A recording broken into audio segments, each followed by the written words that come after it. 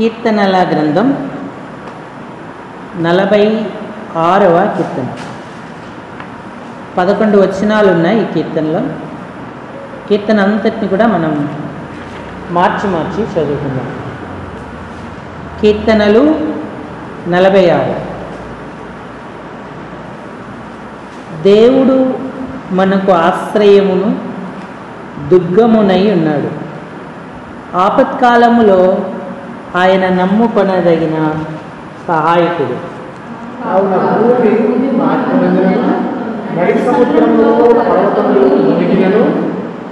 వాటి జలములు ఘోషించుచు నురుగు కట్టినను, ఆ పొంగునకు పర్వతములు కదిలినను మనం భయపడము.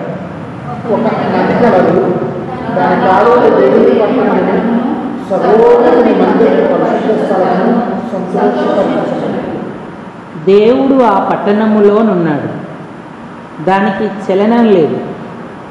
అరుణోదయమున దేవుడు దానికి సహాయము చేయుచున్నాడు.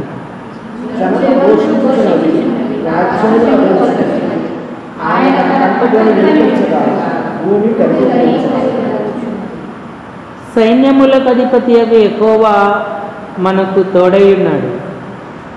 యాకోబు యొక్క దేవుడు మనకు ఆశ్రయమై ఉన్నాడు.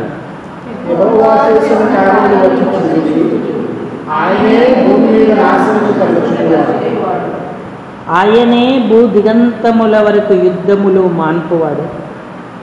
విల్లు విరుచువాడును, బల్లెమును తెగనరుకువాడును ఆయనే. యుద్ధరథములను అగ్నిలో కాల్చివేయువాడు ఆయనే.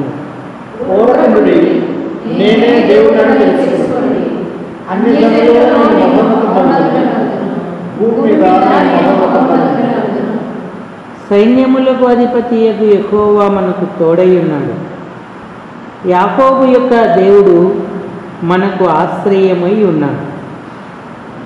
10వ వచనాన్ని మరలా అందరం కలిసి ఒకసారి చదువుకుందాము.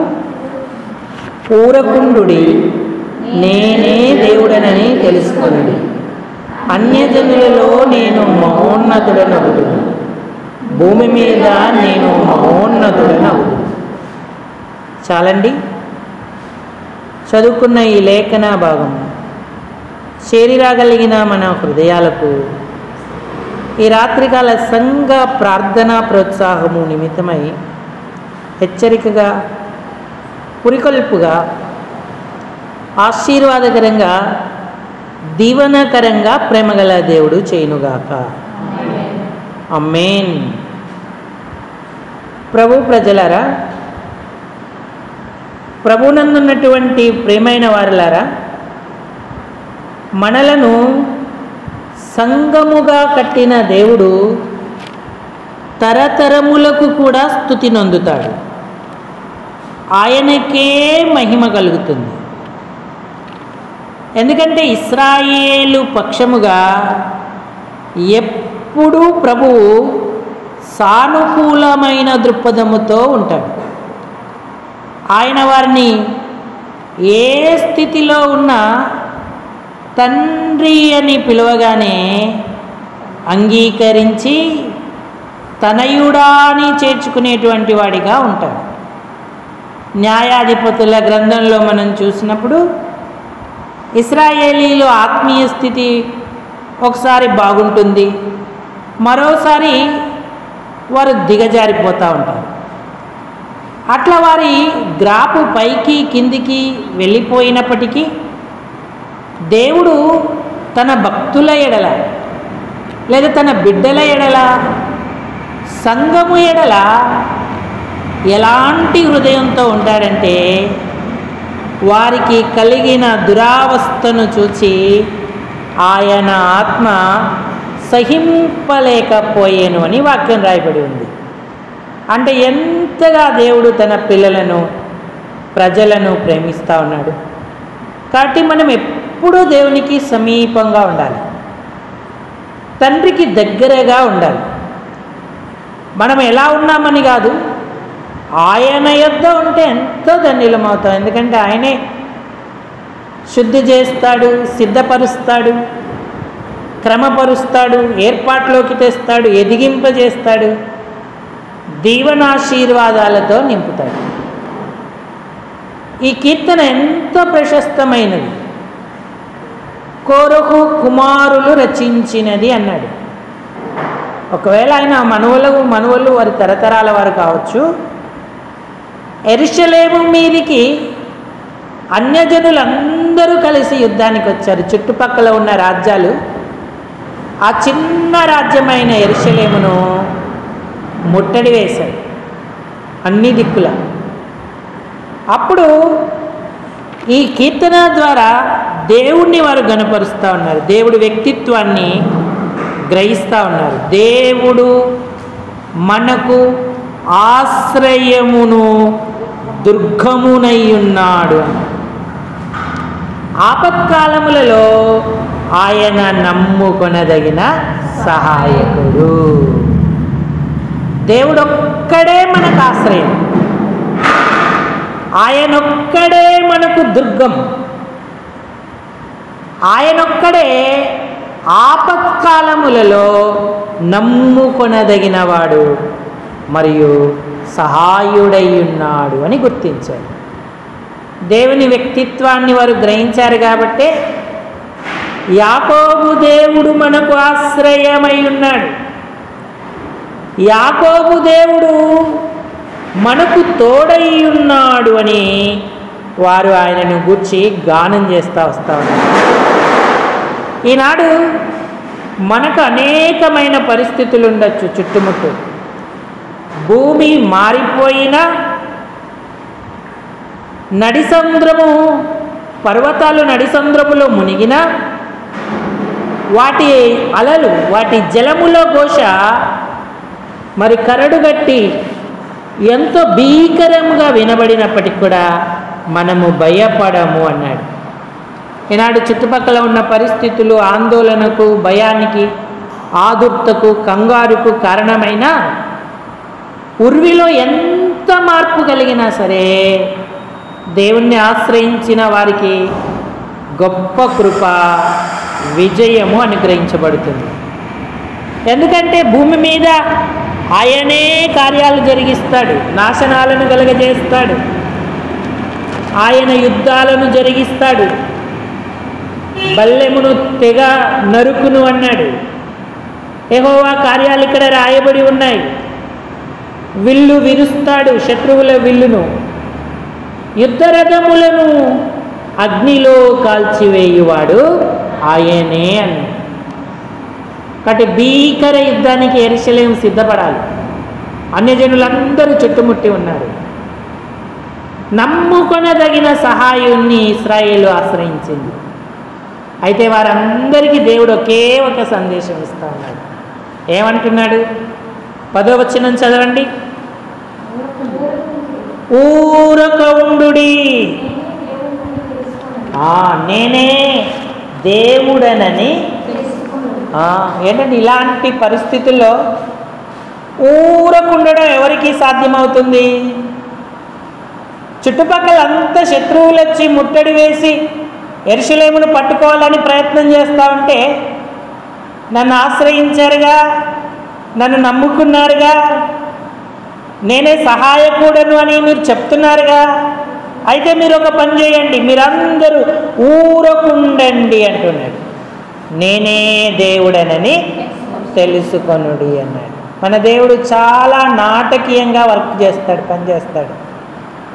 ఎంత అద్భుతంగా కార్యాలు చేస్తాడో ఊహించలేం మనం. ఇక శత్రువులందరూ అనుకున్నారు, ఇశ్రాయేలు పని అయిపోయింది, మన చేతిలోకి వచ్చేసింది, ఈ పట్టణాన్ని మనం పట్టుకుంటున్నాం అనుకో. కానీ దేవుడు వారిని తారుమారు చేసి ఇశ్రాయేలు పక్షముగా యుద్ధం చేసి గొప్ప కార్యం చేశాడు. ఈనాడు మనం కూడా ఎలాంటి పరిస్థితుల్లో ఉన్నా ఊరకుండడం అనేటువంటి అనుభవాన్ని నేర్చుకుంటే ఎప్పటికీ జయం పొందుతాం. ఊరకుండుడి అంటే ఆపత్కాలములో ఆయనే నమ్మదగిన సహాయకుడు అని ఆయన్ని ఆశ్రయించడం, ఆయనను నమ్ముకొని ఉండడం, ఆయన మీద ఆధారపడడమే ఊరకుండడం. ఆయనే వారి పక్షంగా కార్యం చేస్తాడు. ఐగుప్తులో నుంచి బయలుదేరి వచ్చిన ఇశ్రాయేలీయులు ఎర్ర సముద్రము దగ్గర నిలిచిపోయారు. ఫరో అనుకున్నాడు, నేనెంత పెద్ద తప్పు చేశాను, ఇశ్రాయేలీయులను నా దేశంలో ఉండకుండా వెళ్ళనిచ్చితేనే నాకెక్కడ బానిసలు దొరుకుతారని చెప్పి జ్యేష్ఠపుత్రుడు చచ్చిపోయాడన్న బాధ కూడా మర్చిపోయి 600 రథములను, అవి కూడా శ్రేష్ఠ రథములను, రౌదులను, సైన్యాన్ని సిద్ధపరిచి ఇశ్రాయేలును తరమడానికి వెనక వచ్చారు.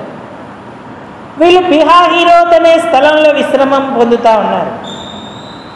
ఎదుట ఎర్ర సముద్రం ఉంది. ఈ ఫరో యొక్క రథముల శబ్దములు, గుర్రముల శబ్దములు వెనక వచ్చినప్పుడు ఇశ్రాయేలీయులు కంగారు పడ్డారు, భయపడ్డారు. శత్రువు తరుముతూ వస్తున్నాడు, ఇక మనం అయిపోయామనుకున్నారు. కొందరైతే నోరు జారిపోయారు. ఓ మోషే, ఐగుప్తులో సమాధులు లేవని ఈ అరణ్యములో పాతిపెట్టుటకు మమ్మను తీసుకువచ్చితివా. దాదాపు 6 లక్షల కల్పల వీరులు, మిశ్రిత జన సమూహం అంతా కలిపి 10 లక్షలు, పిల్లలు, స్త్రీలు, పశువులు, సామాన్లు, వారు అతి విస్తారమైన మందయ్యి ఉన్నారు. ఇప్పుడు శత్రువు వారి మీద పడితే వారిలో చాలామంది చనిపోతారు. ఎటెల్లాలో దిక్కుతోచని పరిస్థితి. ఒకవైపు ఏమో భీకరమైన అరణ్యం, మరోవైపు ఏమో కొండలు. వెనక్కి వెళ్దామంటే శత్రువు, పోనీ ముందుకన్నా వెళ్దామంటే ఎర్ర సముద్రం. వీరి దేవుడు వీరిని మన చేతికి అప్పగించుటకే ఇక్కడికి తీసుకొచ్చాడు అనుకున్నాడు శత్రువు. కానీ మోషే దేవునికి మొరపెట్టుకున్నాడు. అప్పుడు దేవుడు ఏమి సందేశం వారికి ఇచ్చాడు?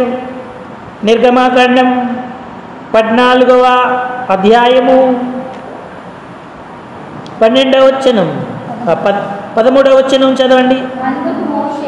అందుకు మోషే, భయపడకుడి, యెహోవా నేడు మీకు కలగజేయు రక్షణను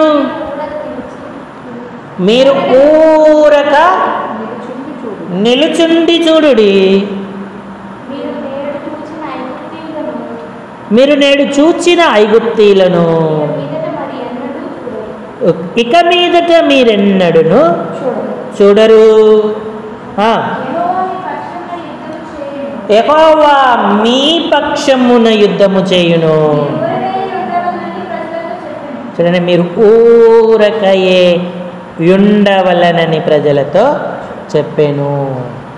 ఇలాంటి పరిస్థితుల్లో ఇశ్రాయేలీయులు ఊరక ఉండగలరా? ఉండడం కుదురుతుందా? మనసు ఎంత తొందర చేస్తుంది. అయితే దేవుడు ఊరకుండుట మనం నేర్చుకోవాలని నేర్పుతున్నాడు. నేనే దేవుడనని తెలుసుకొనుడి అన్నాడు. మనం యుద్ధం చేస్తే ఓడిపోతాం, మనమేమి విజయం పొందలేము, మన శక్తి సరిపోదు. కానీ దేవుడు యుద్ధం చేస్తే మనం గెలుస్తాం. యెహోవాయే మీ పక్షముగా యుద్ధము చేయును అన్నాడు. మోషే దేవునికి మొరపెట్టి తన చేతిలో ఉన్న కర్రను చాచాడు.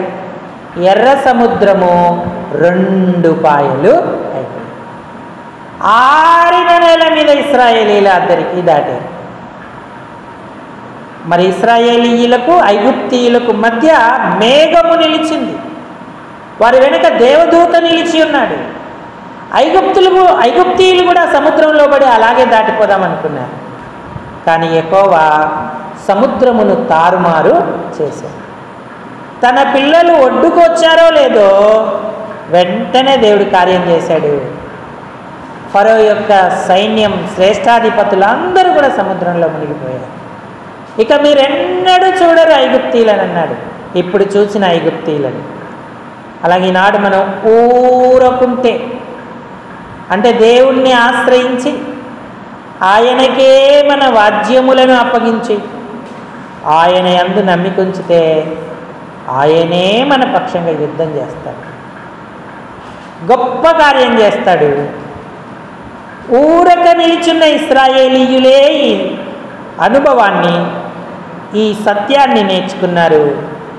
ఆ అద్దరికి వెళ్ళి ఇశ్రాయేలీలు ఆయనను గానం చేశారు, ఆయనను మహిమపరిచారు. 14వ అధ్యాయం అయిపోయిన వెంటనే 15వ అధ్యాయంలో స్తుతి ఆరాధన మనం చూస్తూ ఉంటాం.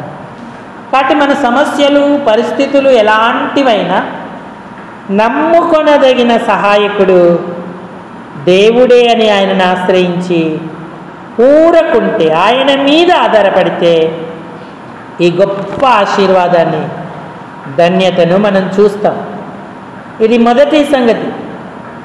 రెండవది, ఊరక ఉన్న సౌలు కూడా ఇశ్రాయేలీయులను రక్షించడానికే దేవుడెన్నుకున్న పాత్ర అని దేవుడి ద్వారా నిరూపింపబడ్డాడు. ఇశ్రాయేలీయులకు ఆయనను మొదటి రాజుగా ఎంచుకున్నారు, దేవుడు ఏర్పరచుకున్నాడు. అందరికంటే ఎత్తరి.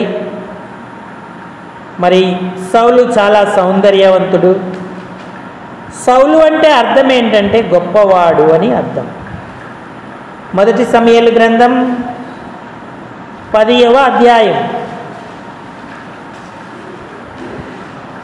సమూయేలు సౌలును అభిషేకించి ఇశ్రాయేలునకు రాజుగా ప్రకటించి రాజ్య పరిపాలనా పద్ధతిలో ఒక గ్రంథము రాసి ప్రజలందరికీ కూడా వినిపించి దేవుని సన్నిధిన దాన్ని ఉంచాడు. ఇశ్రాయేలీలందరినీ ఇంటికి వెళ్ళమన్నాడు. అయితే సౌలే మా రాజు, ఆయనే మా నాయకుడు అని గుర్తించిన వారు అతని వెంట వెళ్ళారు. మొదటి సమూయేలు గ్రంథం 10వ అధ్యాయము 26, 27 వచనాలు. సౌలును గిబియోనులోని తన ఇంటికి వెళ్ళిపోయెను. దేవుని చేత హృదయ ప్రేరణ నొందిన శూరులు అతని వెంట వెళ్ళిరి. పనికి మాలిన వారు కొందరు ఈ మనుషుడు మనల్ని ఎలాగూ రక్షించను అని చెప్పుకొనుచు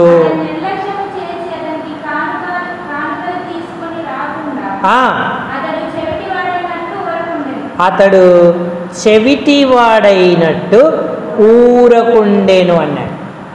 సౌలుకు ఎంతో కోపం రావాలి వారి మాటలకి. పరిశుద్ధాత్ముడు వారిని పనికి మాలిన వారు అన్నాడు. పనికి మాలిన వారే ఇలా మాట్లాడతారు.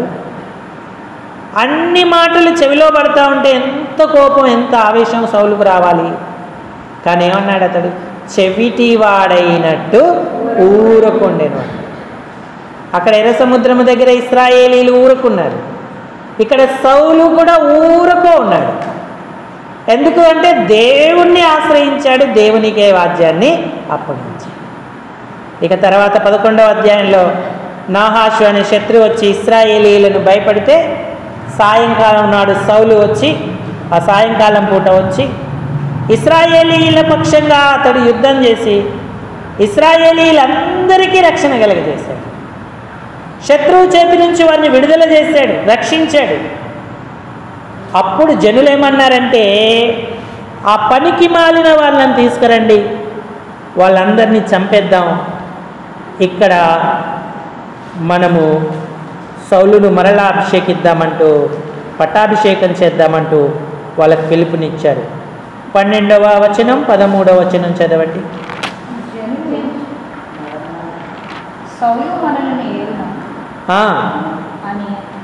సౌలు మనలను ఏలునా అని అడిగిన వారేరి,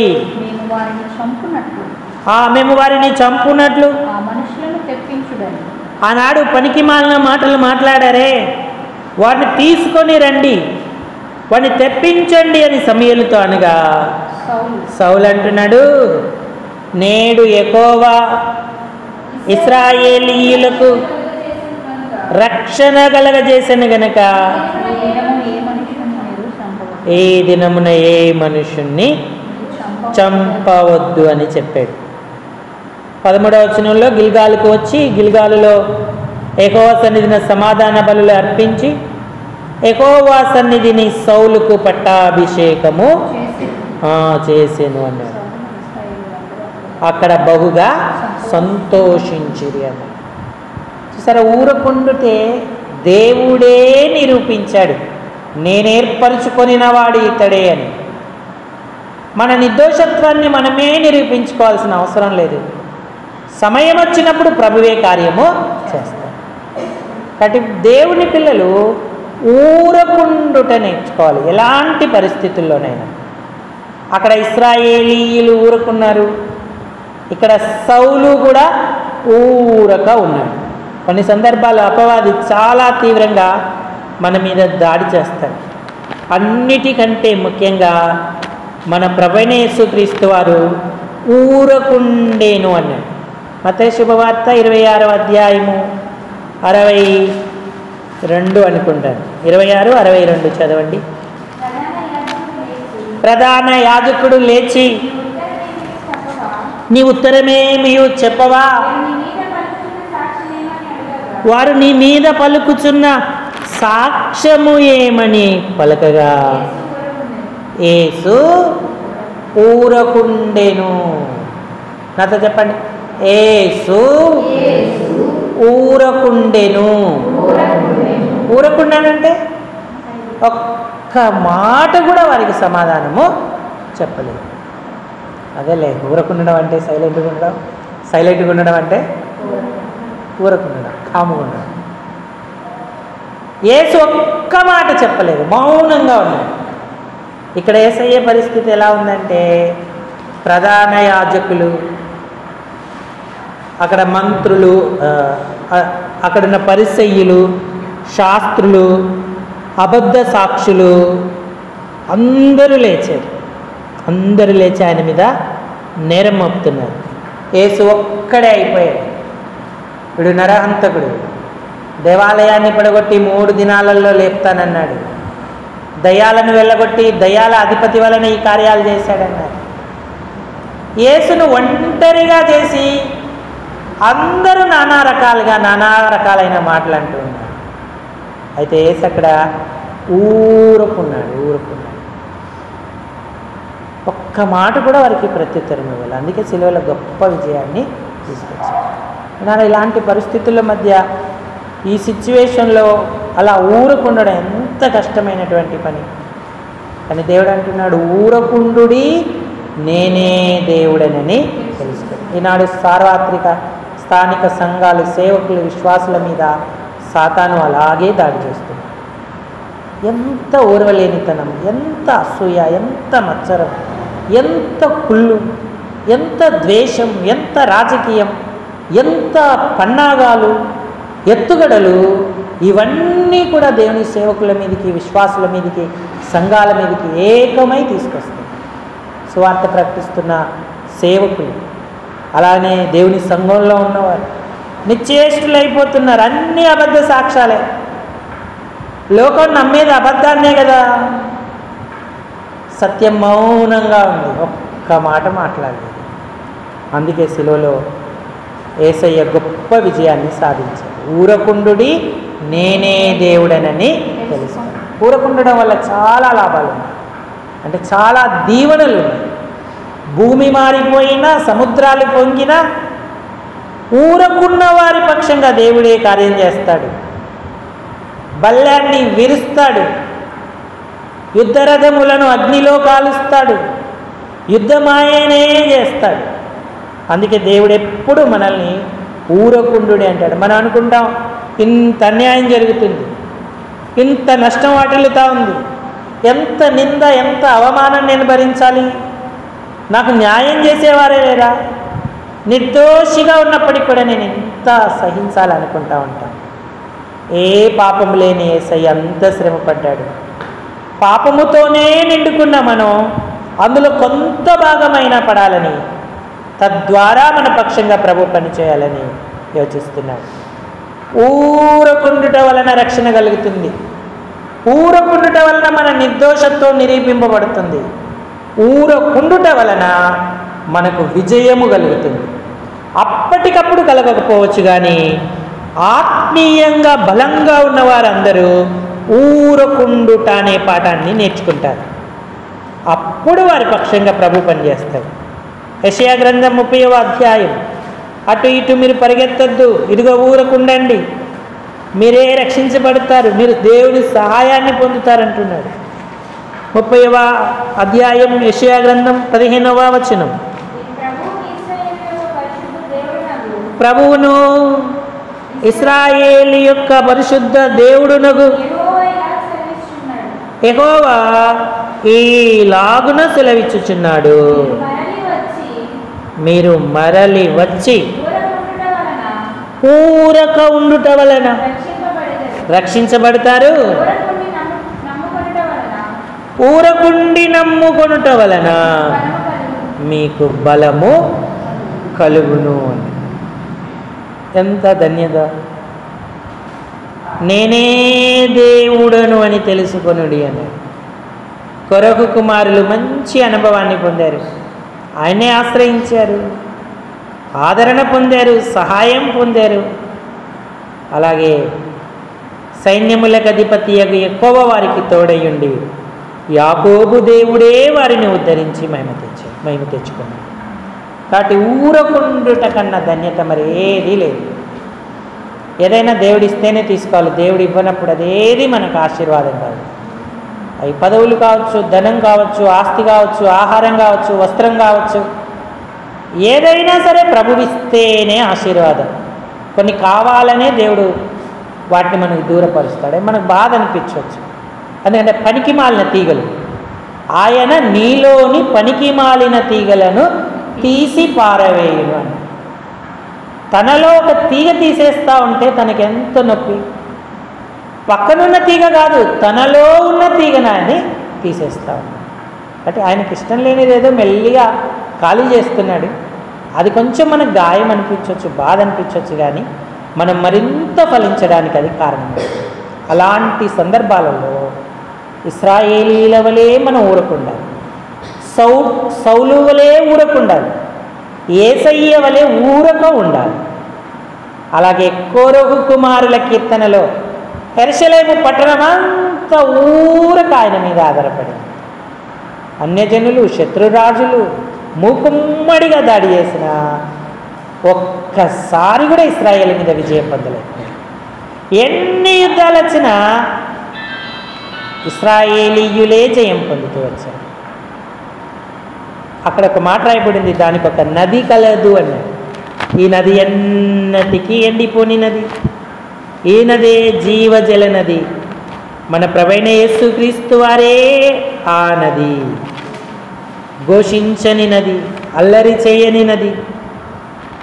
ఆ నది ఆ పట్టణంలో ఉంది, దేవుడు ఆ పట్టణంలో ఉన్నాడు, దానికి చలనము లేదు, అది ఎన్నటికీ కదల్చబడదు అంటూ. 5వ వచనం చదవండి. దేవుడు ఆ పట్టణంలో ఉన్నాడు, చలనము లేదు, అరుణోదయమున దేవుడు దానికి సహాయము చేయిస్తున్నాడు. సర్వోన్నతుని మందిర పరిశుద్ధ స్థలమును సంతోషపరుచుచున్నది అన్నాడు. దేవుణ్ణి ఆశ్రయించడం, ఊరక ఉండడం సంతోషానికి, దేవుని సహాయం పొందడానికి కారణమవుతుంది. కాబట్టి మన వ్యక్తిగత, కుటుంబ, సంఘ పరిస్థితులు ఎంత తీవ్రమై దుఃఖభరితమైన పరిస్థితుల్లోకి వెళ్తున్నప్పుడు మనం ఏం చేస్తూ ఉన్నాం? ఊరుకుంటున్నామా? ఆయన ఒక్కడే ఆపత్కాలంలో నమ్ముకొనదగిన సహాయకుడు అని నమ్ముతున్నామా? ఆశ్రయిస్తున్నామా? అప్పుడు మనం ఇశ్రాయేలీల వలె, మోషే కాలంలో ఉన్న ఇశ్రాయేలీల వలె, సౌలు వలె, అలానే ప్రభువైన యేసుక్రీస్తు వలె గొప్ప విజయాన్ని పొందుతాం, రక్షణ పొందుతాం, బలము పొందుతాం, మన నిర్దోషత్వం నిరూపణ జరుగుతుంది. సౌలు యొక్క ఎన్నిక దేవుడిదే అని నిరూపణ జరిగింది. యేసుప్రభు వారు నిర్దోషి అని నిరూపణ జరిగింది. యెరూషలేమును మీరెన్నటికీ జయించలేరు అని దేవుడు అన్యజనులలో నిరూపించుకున్నాడు. అలాగే ఇశ్రాయేలుకు కాపాడువాడు, కునుకడు, నిద్రపోడని ఎర్ర సముద్రం దగ్గర నిరూపించుకున్నాడు. మరి ఇంత గొప్ప దేవుణ్ణి మనం కలిగి ఉన్నాం కాబట్టి ఆయన్నే ఆశ్రయిద్దాం, ఊరకయ్యే ఆయన మీద ఆధారపడదాం, ఈ గొప్ప సహాయాన్ని అనుభవిద్దాం. ఈ తలంపులను ప్రభు దీవించునుగాక. అందరూ తలలు వంచి కళ్ళు మూసుకోండి, ప్రార్థనలోకి వెళదాం.